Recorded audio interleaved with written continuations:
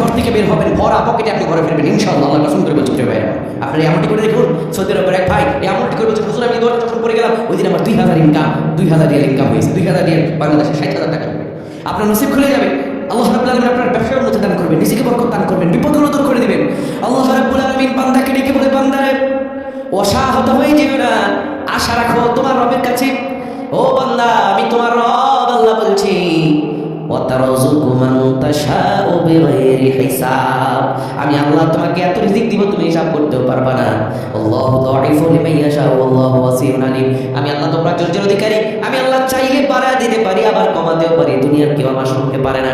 বান্দারে অসাহত হয়ে যেও না, বিপদে আসো বিপদ দূর করে দিব। ব্যবসা বাণিজ্য উন্নতি নেই, ব্যবসা বাণিজ্য উন্নতি দিব। যত বিপদে পড়ে গেল আল্লাহ কবুল করে নেবেন।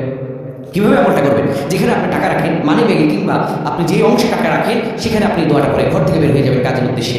এই দোয়াটা হলো ওয়াকাফা বিল্লাহি ওয়াকিলা, ওয়াকাফা বিল্লাহি ওয়াকিলা।